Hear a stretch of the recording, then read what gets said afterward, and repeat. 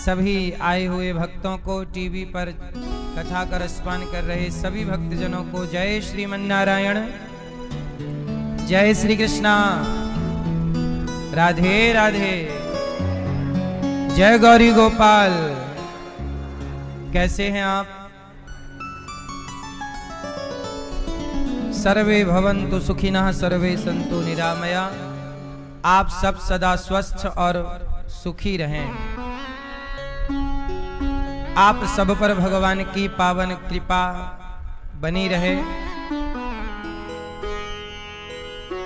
यही मंगल कामना है।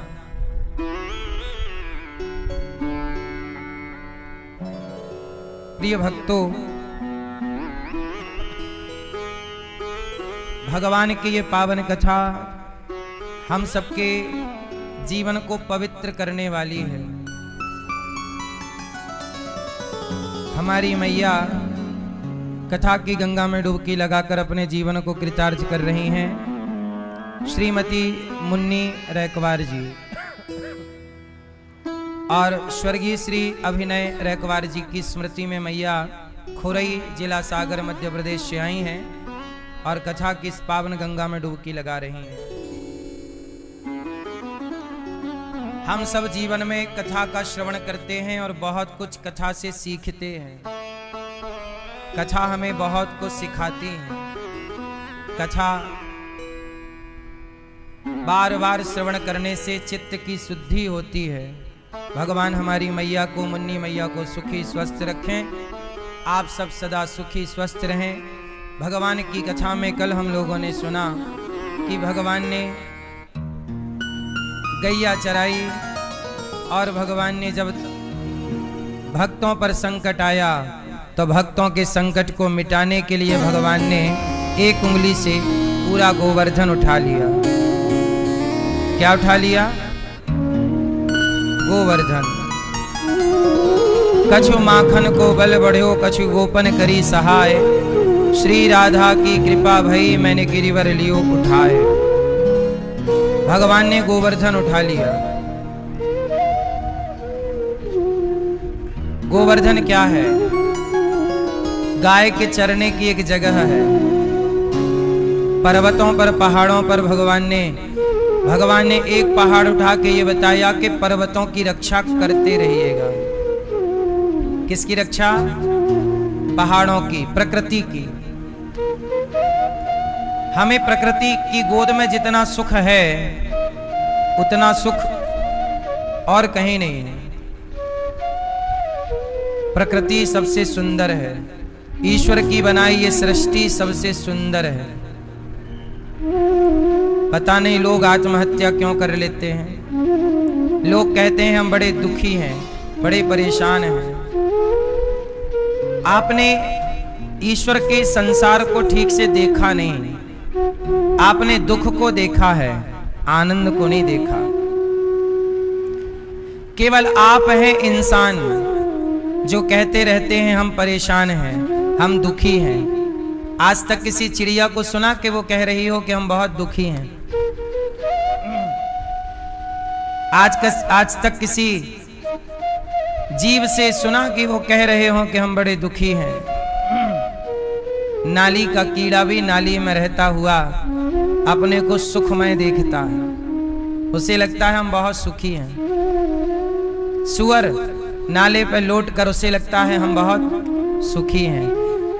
एक आप हैं जो बहुत सुखी हैं पर कहते रहते हैं कि हम बड़े दुखी हैं, परेशान हैं।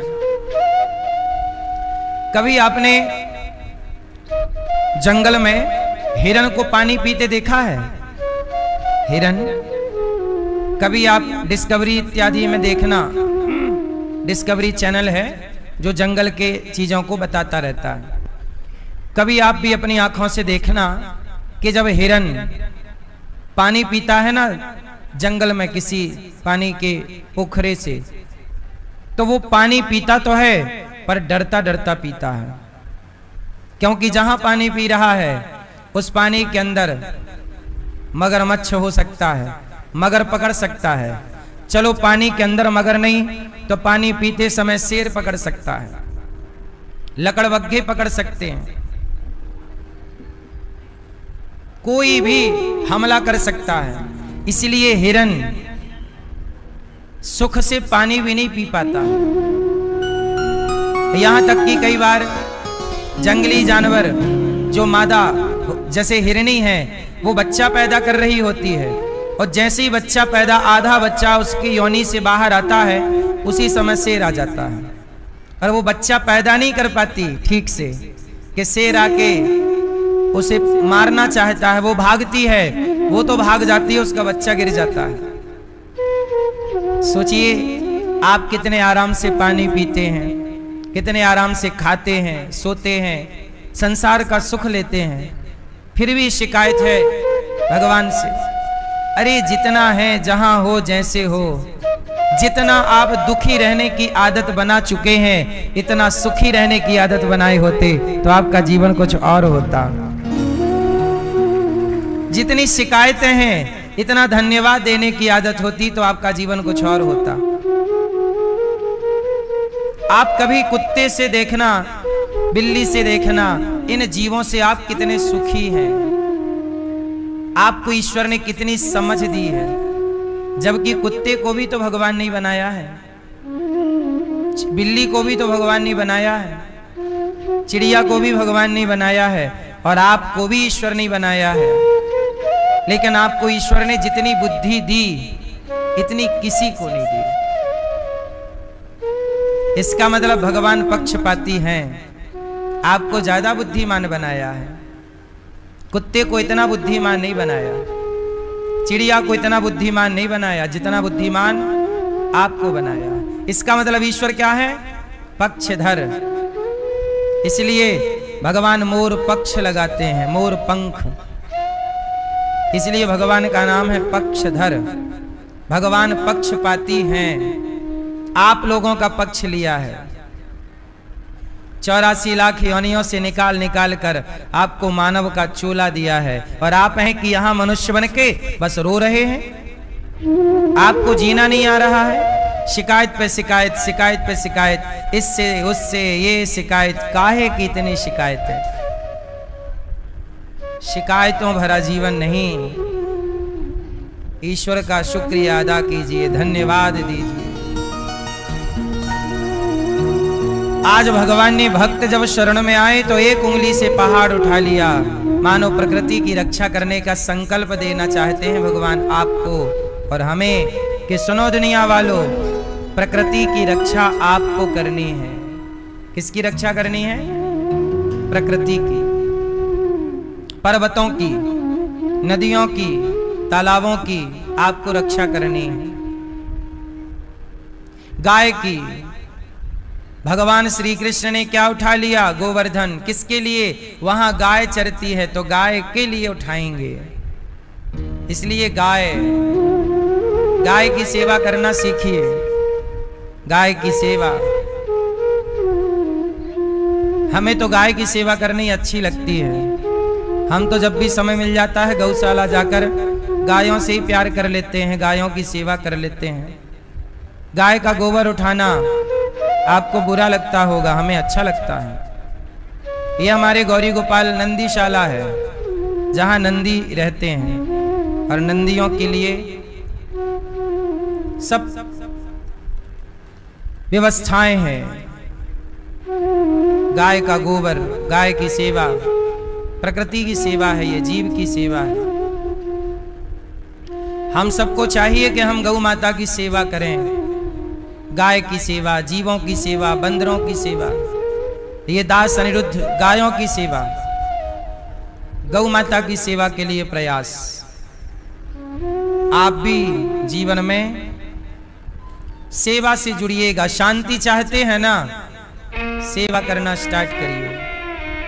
जीवों की सेवा करिए, जो बोल नहीं पाते उनकी सेवा आप करिए। भगवान कृष्ण भी गायों के चारा लाते हैं, गायों को चराते हैं। कहां जा रहे हो कन्हैया? गैया चराने जा रहे हैं। पहाड़ किसके लिए उठा रहे हो? गाय चरती है। ये भूमि सुरक्षित होनी चाहिए। समाज को मैसेज है कि जिस भूमि पर गाय चरती है उसे पलकों पर रखना चाहिए। जिसे गौचर भूमि कहते हैं। गाय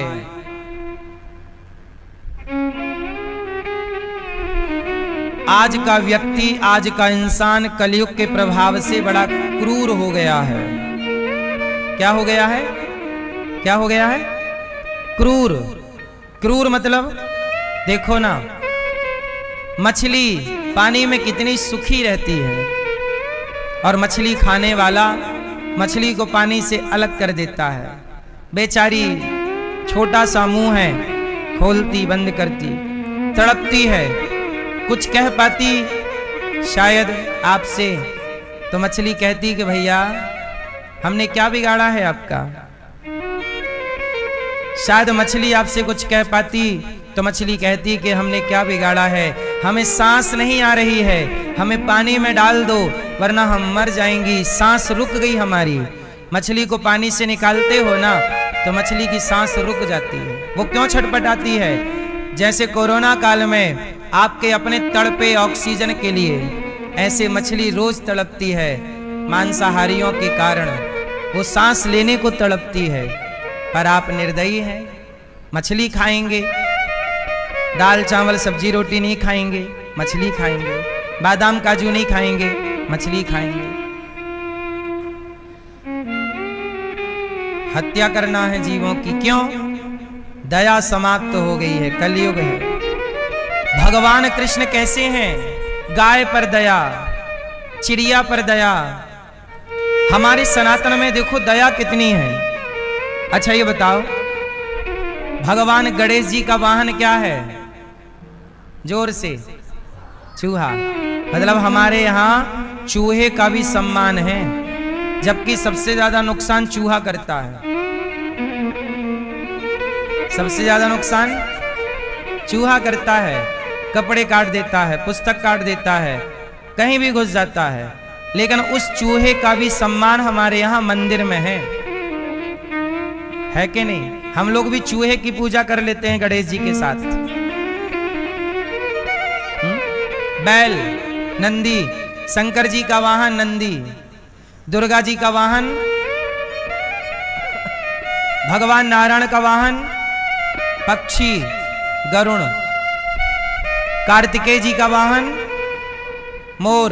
मतलब हमारे भगवान, हमारे देवता किसी न किसी जीव पर या पक्षी पर बैठे हैं, ये मैसेज देने के लिए कि भगवान की पूजा करो तो साथ में जीवों की भी सेवा और सम्मान करते रहिएगा। हर जीव का सम्मान कहीं है तो केवल सनातन में। सबसे जहरीला है सांप, लेकिन हमारे यहां शंकर जी के गले में सांप है, विषधर। हमारे सनातन में हर जीव का सम्मान है या नहीं? यमराज का वाहन क्या है? नहीं, भैंसा। सोचिए हमारे यहां भैंस और भैंसे का भी आदर है। कोई जीव नहीं बचा, सबके ऊपर सवारी किसी ना किसी देवता की है। इसका अर्थ ये हुआ कि सनातन का अर्थ क्या है? जंगल, जीव, मनुष्य, प्रकृति। हम इस प्रकृति को तनिक भी नुकसान पहुंचाना नहीं चाहते। ये विचारधारा ही सनातन विचारधारा है। आज भगवान ने गोवर्धन उठाया, बाद में स्थापित किया, इंद्र का घमंड समाप्त कर दिया। बोलिए गिरिराज धरण भगवान की। इसके बाद भगवान श्री कृष्ण ने उनके पिता नंद बाबा को वरुण देवता लेकर गए। भगवान ने वरुण लोक से नंद बाबा को छुड़ाया और सारे ब्रजवासियों को वैकुंठ का दर्शन कराया। भगवान वैकुंठ में विराजते हैं। सब ब्रजवासियों ने वैकुंठ को देखा। बाद में उन्हें लगा कि नहीं, वैकुंठ अच्छा नहीं है, वृंदावन अच्छा है। वृंदावन की महिमा वैकुंठ से बड़ी है। मैया आज भगवान ने यमुना के तट पर खड़े होकर गोपियों को बुलाया है। भगवान पिता रात्रि शरदोत्फुल्य मल्लिका वीक्षरन्तुम मनश्चक्रे योग माया मुपाश्रिता। आज भगवान ने किसको बुलाया? गोपियों को। आओ आओ। और गोपियों को बुलाकर भगवान ने गोपियों से कहा कि देवियों निशम्य गीतम तदनंग वर्धनम ब्रजश्रियः कृष्ण गृहीत मानसा। गीत गाया, क्लीम बीज मंत्र छोड़ा और गोपियां काम कर रही थीं। गोपियां, कल हमने आपको बताया था, मैया ए बेटा बैठ जाओ, बैठो बेटा, बोलो राधे राधे। सुन लो, पीली मैया बैठ जाओ मेरी माँ। भगवान ने आज पहली बार बांसुरी बजाई है। किसके लिए? जगत के लिए। जब जब भगवान बांसुरी बजाते थे तो गायों के लिए, कभी पक्षियों के लिए, कभी देवताओं के लिए। आज पहली बार शरद पूर्णिमा की रात्रि को आज प्रभु ने बांसुरी बजाई है जगत के लिए। इसलिए बिहारी जी के अधरों पर केवल साल में एक बार बांसुरी रखी जाती है। जानते हैं कब? कब? शरद पूर्णिमा, शरदोत्फुल्य मल्लिका। शरद पूर्णिमा की रात्रि को भगवान ने जब बांसुरी बजाई तो गोपियों को बुलाया, राधा, ललिता, विशाखा, चंपकलता, आओ। सारी सखियां काम धाम में बिजी थीं कि प्रभु ने बांसुरी बजाई और गोपियां अपने काम को स्थगित करते हुए दौड़ पड़ी भगवान की ओर। भगवान की ओर दौड़ना कितना अच्छा है। भगवान कहाँ जा रहे हैं? भगवान की ओर जा रहे हैं। कहाँ जा रहे हैं? भगवान की ओर जा रहे हैं, भगवान की तरफ जा रहे हैं।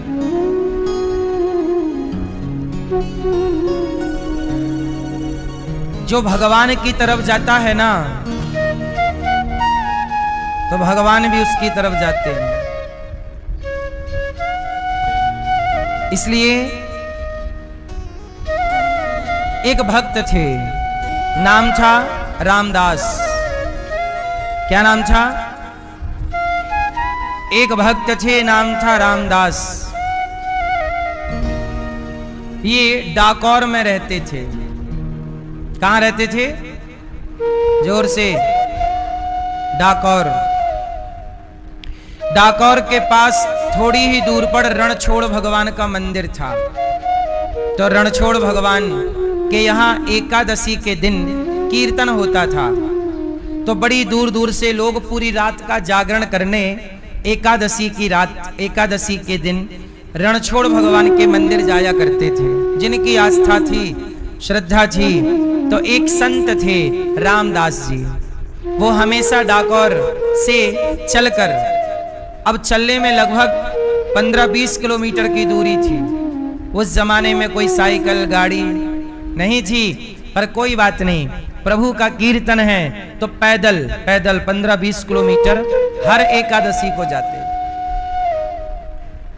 और बीच बीच में ख्याल आ जाए तो कभी भी भगवान का दर्शन करने रणछोड़ भगवान का रामदास जी पहुंच जाया करते थे। बहुत आत्मीयता थी, बहुत प्रेम था। बस जाएं और रणछोड़ भगवान का, रणछोड़ भगवान मतलब भगवान कृष्ण, कृष्ण भगवान का दर्शन करें, कीर्तन करें, खरताल बजाएं। एकादशी के दिन तो झूम झूम के बस श्री कृष्ण गोविंद हरे मुरारे, हे नाथ नारायण वासुदेव, झूम झूम के बस नाचते हुए श्री कृष्ण गोविंद हरे मुरारी, श्री कृष्ण गोविंद हरे मुरारी।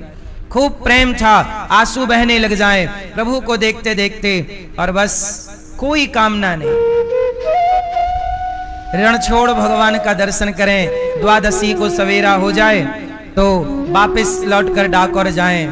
कई बार पहुंचते पहुंचते 12 बज जाए, लेट हो जाए। एक दिन भगवान ने कहा कि रामदास, अब तुम बूढ़े हो गए हो, अब तुम मत आया करो, तुम्हें अब ठीक से चला नहीं जाता, क्योंकि अब बुढ़ापा था। रामदास जी एकादशी के दिन जाते तो 10वीं को ही निकल जाते। कब जाते? 10वीं को निकलते सवेरे, तो वो पूरा दिन चलते, क्योंकि अब चाल धीमी हो गई ना, बुढ़ापे की चाल धीमी। धीरे धीरे डंडा लेकर खट खट खट खट धीरे धीरे चलते, तो 10वीं को चले जाते। तो 10वीं को चलते और 10वीं की पूरी रात चलते, तब कहीं जाकर एकादशी को सवेरे सवेरे वो रणछोड़ भगवान के मंदिर जाते। फिर वहां पहुंचते, दर्शन करते, तब कुछ खाते पीते, फिर एक